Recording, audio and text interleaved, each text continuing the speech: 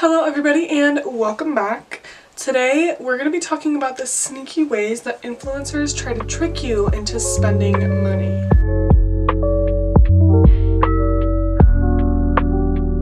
The things I'm going over today are relatively recent, but the amount of people that have been using these in their videos, the amount of people that have fallen victim to this are just, the numbers are insane. An influencer's job is to share their life with you, and sometimes they get paid to promote a certain habit, lifestyle, product to you, the consumer.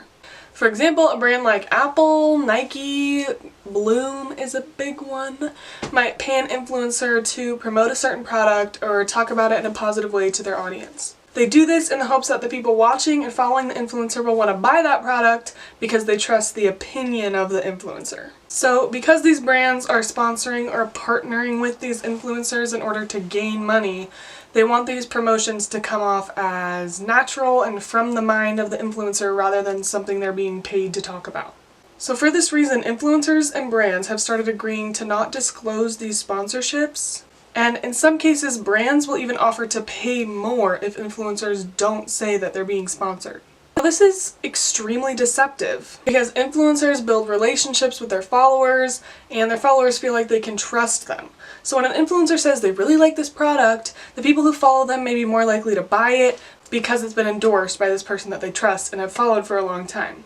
So when these paid sponsorships get covered up, it's super deceptive on the part of the influencer and the brand, and it becomes way harder for followers to understand what's real and what's not. Not only is this deceptive and wrong, it is also illegal. So the FTC, or Federal Trade Commission, is an organization that aims to protect consumers from unfair or deceptive business practices. Since the rise of social media, the FTC has obviously added a lot more clauses regarding social media and the relationship between consumers and influencers. Here are a few rules stated by the FTC. And let me remind you, this is a federal organization and this is federal law. One guideline is that disclosure should be noticeable, easy to understand, and not hidden between other text or visuals. This means you can't just put like hashtag ad at the bottom of a caption and not say anything in your video. Here's another one. Disclosure should be included on every relevant post or piece of content. So this means you can't just put something in your bio that says like partnered with this brand, you have to say it in every single video. The next guideline involves affiliate marketing. So affiliate links are links that influencers can use that when they're clicked on by the consumer take you to a shopping page, and when you buy something using that link, the influencer gets a cut of what you purchase.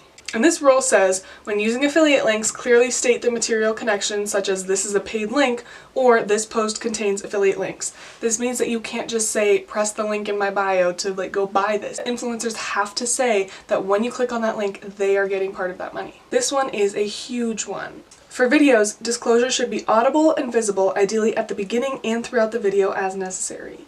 Use clear language like sponsored, ad, or paid promotion.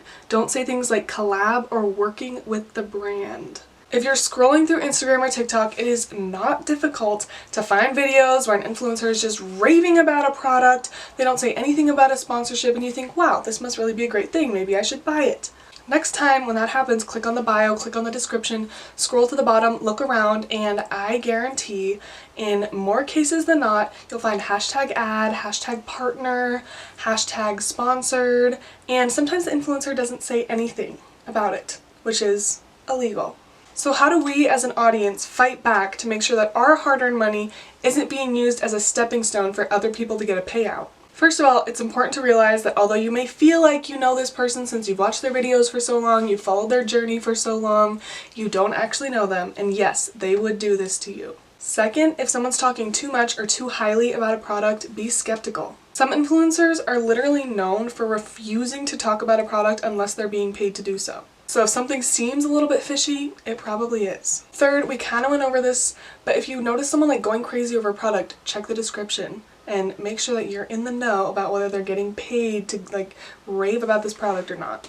Lastly, and this one does not just apply to these social media ploys, but please, please, please do not just buy a product in the heat of the moment because you see someone else using it and it looks really cool or really fun or really beneficial. Make a notes app or a photo album in your phone of things you want to buy and just leave them there for a few weeks. If you can't stop thinking about a certain item or you come back after 2 or 3 weeks and you still really, really want it, then it's okay to start seeing how it would fit into your budget and start saving for it if necessary. But if that shiny new item has lost all of its appeal, then there you go. That's less money spent and less clutter to deal with. So these are my little tips to try to avoid the way influencers are trying to scam you. And please tune in next week for another amazing video. But until then, have a fantastic day and go get that bread.